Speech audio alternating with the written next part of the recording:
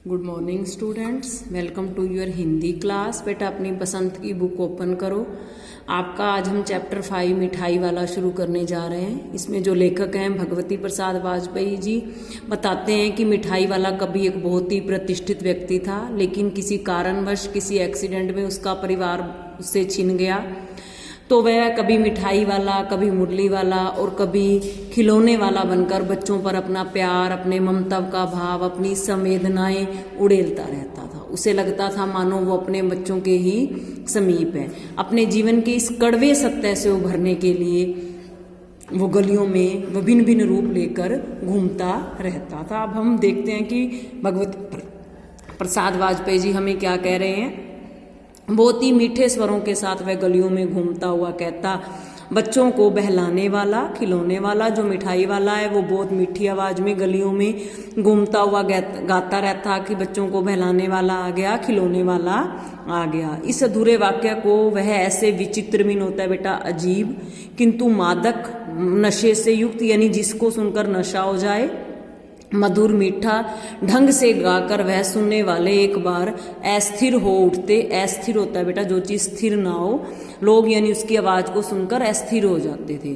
उसके स्नेहा अभिषेक में होता है प्यार से परिपूर्ण भरे हुए कंठ से फूटा हुआ गान सुनकर निकट के मकानों में हलचल मच जाती। यानी मकानों में हलचल मचने का मतलब है कि बच्चे और औरतें उसकी आवाज सुनकर बच्चे मचल उठते थे। औरतें भी अपने बच्चों को खिलौने दिलवाने के लिए मचल उठती थी। बच्चों को अपनी गोद में लिए युवतियां चिक्कों को उठाकर छज्जों को नीचे से झांकने लगती। जो औरतें थी वो चिक उठाकर, चिक बेटा एक प्रकार के बांस से बने हुए तीलियों का पर्दा उठाकर अपने छत की छज से नीचे देखने लगती कि कौन आया है। गलियों और उनके अंतरव्यापी छोटे छोटे उद्यानों में खेलते, गलियों में और उनके अंदर बने हुए छोटे छोटे बागों में बच्चे खेलते हुए, रुठलाते हुए बच्चों का झुंड उसे घेर लेता। तब वह खिलौने वाला वहीं बैठकर खिलौनों की पेटी खोल देता था। बच्चे कहते झुंड बनाकर उसके पास आ जाते थे और वो अपने खिलौनों की पेटी को खोल देता था। बच्चे खिलौने देखकर पुलकित हो उठते। पुलकित मीन बेटा खुश हो जाते, प्रसन्न हो जाते। वे पैसे लाकर खिलौने का मोल भाव करने लगते, घर से पैसे ले आते और खिलौने खरीदने लगते। मोल भाव का मतलब है पूछने लग जाते कि कितने का है। पूछते इसका कितना दाम क्या है और इसका कितना। बच्चों के स्वर में ये लिखा हुआ है बेटा, जब बच्चे अभी छोटे होते हैं, बोलना सीख रहे होते हैं, तो वो शब्दों का सही उच्चारण नहीं कर पाते। इसको कोई यहाँ इचका बोला गया है। और इचका खिलौने वाले बच्चों को देखता और उनकी नन्ही नन्ही उंगलियों से पैसे ले लेता और बच्चों को उनकी इच्छा अनुसार उन्हें खिलौने दे देता। खिलौने वाला क्या करता था, उनकी छोटी छोटी उंगलियों से पैसे ले लेता, इच्छा अनुसार उनकी मर्जी का खिलौना उनको दे देता जो बच्चों को पसंद होता। खिलौने लेकर फिर बच्चे उछलने कूदने लगते। तब वह फिर खिलौने वाला उसी प्रकार गाकर कहता, बच्चों को बहलाने वाला, खिलौने वाला। कहते खिलौने बच्चे थे वो खिलौने लेकर घर चले जाते और वो फिर वापस वही गाता हुआ अपने घर की ओर चल पड़ता। न सागर की हिलोर की भांति उसका ये मादक गान, जैसे सागर में, समुन्द्र में हिलोरें उठ रही होती है ना, जो उसका मधुर गान होता है, उसको सुनकर लोगों के दिलों में भी हिलोरे सी हलचल मच जाती है। कहते उसकी आवाज गान से गली भर के मकानों में इस ओर से उस तरह लहराता हुआ पहुंचता। कहते हैं जो उसकी आवाज थी वो वैसे ही लोगों में हलचल पैदा कर देती थी, जैसे सागर की लहरें हिलती रहती हैं। खिलौने वाला आगे बढ़ जाता और वो खिलौने वाला आगे निकल जाता। राय बहादुर के बच्चे भी एक दिन खिलौने लेकर आए।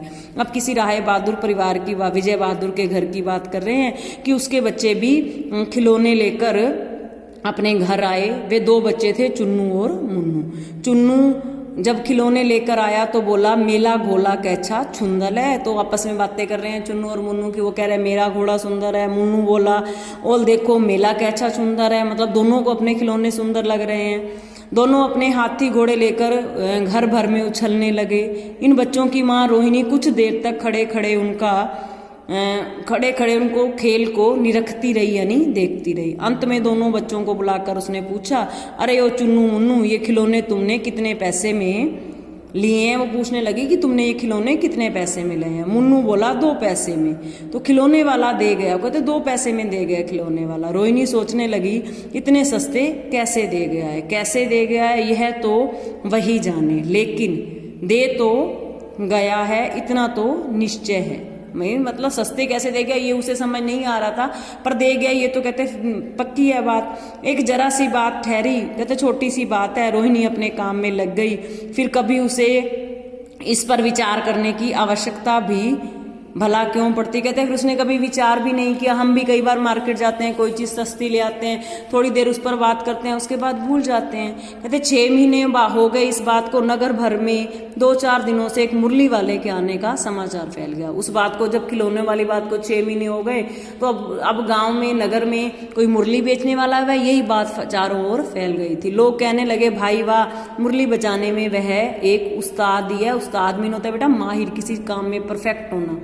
मुरली बजाकर गाना सुनाकर वह मुरली बेचता भी है, और वो भी 2 पैसे में। पहले खिलौने भी 2 पैसे में बेच कर गया था, मुरली भी 2 पैसे में बेच रहा है। भला उसे क्या मिलता होगा? मेहनत भी तो लोग आपस में बातें करें कि 2 पैसे में बेचता है, उसे तो कुछ भी नहीं बचता होगा। इसे तो उसकी मेहनत भी उसको नहीं, मतलब उसे तो कोई मेहताना भी नहीं मिलता होगा। इतनी मेहनत करता है, उसे कुछ भी प्रॉफिट नहीं हो रहा। एक व्यक्ति ने पूछ लिया कैसा है वह मुरली वाला, मैंने तो उसे देखा नहीं। 2 व्यक्ति आपस में बात कर रहे हैं। एक कहता है कि मैंने उस मुरली वाले को कभी नहीं देखा। उत्तर मिला उम्र तो उसकी भी अधिक ना होगी, यही 30-32 का होगा। दूसरा कहता है भी 30-32 सालों का ही है, दुबला पतला गोरा युवक है, बीकानेरी रंगीन साफा बांधता है। उसकी पहचान बता रहे हैं मुरली वाले की। वह तो नहीं जो पहले खिलौने बेचा करता था। मतलब उसके शरीर डील डोल की बात सुनकर तो पहला व्यक्ति कहता है कि मुझे लग रहा है कि वही खिलौने वाला है। क्या वह पहले खिलौने भी बेचा करता था? हाँ, जो आकार बकार तुमने बताया उसी प्रकार का भी वह भी था। वो आपस में बातें कर रहे हैं, उन्हें डाउट हो रहा है कि शायद मुरली वाला खिलौने वाला ही है, तो वही होगा। पर भाई वह एक उस्ताद है, कहते हैं, पर लेकिन वो माहिर है मुरली बजाने में। प्रतिदिन इस प्रकार उस मुरली वाले की चर्चा बातें होती रहती। प्रतिदिन नगर की प्रत्येक गली में उसका मादक मृदुल स्वर सुनाई पड़ता। बच्चों को बहलाने वाला मुरलिया वाला, वही गीत वो गा रहा है। पहले कह रहा था बच्चों को बहलाने वाला खिलौने वाला, अब मुरलियां वाला बोल रहा है। रोहिणी ने भी मुरली वाले का वह स्वर सुना, तुरंत ही उसे खिलौने वाले का स्मरण आया। जब रोहिणी चुन्नू मुन्नू की मम्मा ने उसकी आवाज़ सुनी तो उसे भी खिलौने वाले की याद आ गई। उसने मन ही मन कहा खिलौने वाला भी इसी तरह गाकर खिलौने बेचा करता था। रोहिणी उठकर अपने पति विजय बाबू के पास गई, जरा उस मुरली वाले को बुलाओ, चुन्नू मुन्नू के लिए हम भी मुरलियां ले लेते हैं। क्या पता वो फिर इस तरफ आए ना आए। वह भी जान पड़ता है पार्क में खेलने निकल गए हैं। चुन्नू मुन्नू पार्क चले गए हैं। उनकी मम्मा कहती है कि हम उनके लिए मुरलियां ले लेते हैं। विजय बाबू एक समाचार पत्र पढ़ रहे थे, उसी तरह उसे लिए हुए वे दरवाजे पर आकर मुरली वाले से बोले, क्यों भाई, किस तरह देते हो मुरली की? मुरली आप कितने की दे रहे हो? किसी की टोपी गली में गिरी पड़ी है, किसी का जूता पार्क में छूट गया है, किसी की सोथनी यानी पजामा ही ढीला होकर लटक गया है। इस तरह दौड़ते हाँफते हुए बच्चों का झुंडा, यानी ये बच्चों की बात सुन रहे हैं कि मुरली वाले की बात सुनकर कोई अपनी टोपी फेंक कर आ जाता है, कोई पार्क में अपना एक जूता भूल जाता है, किसी का तो पजामा ही ढीला हो जाता है। यानी सब बेसुध होकर उस खिलौने वाले के पास झुंड बनाकर मुरली लेने के लिए पहुंच जाते हैं। एक ही स्वर में सब बोल उठे, अम भी लेंदे मुरली, अम भी लेंदे मुरली। यानी बच्चों की आवाज में कह रहे हैं कि हम भी मुरली लेंगे। मुरली वाला हर्ष में खुश गदगद हो उठा, बहुत खुश हो गया। बोला सबको देंगे भैया, लेकिन जरा रुको ठहरो, एक एक को देने दो। मुरली वाला कहता है आराम से, मैं सबको दूंगा, लेकिन एक एक करके दूंगा।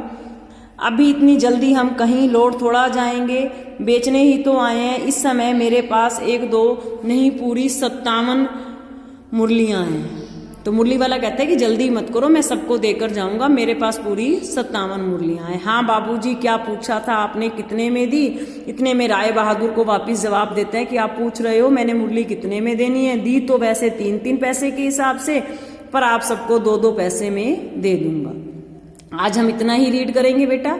इसमें क्या बता रहे हैं कि मुरली वाला है वो पैसे कमाने के लिए सब काम नहीं कर रहा, वो अपना मन बहलाने के लिए। उसे ऐसे लग रहा है कि वो इन बच्चों के पास आकर उसे ऐसे लगता है कि वो अपने ही बच्चों के समीप आ गया है। वो पैसे कमाने के लिए ये सब कुछ नहीं कर रहा बेटा। तो आज हम इतना ही रीड करेंगे। आपने क्या करना है, इस चैप्टर को ध्यान से रीड करना है, और इसमें से मैं जो आपको इंटरनल क्वेश्चन दे रही हूँ वो भी आपने करके मेरे पास भेजने हैं। ओके बेटा, थैंक यू।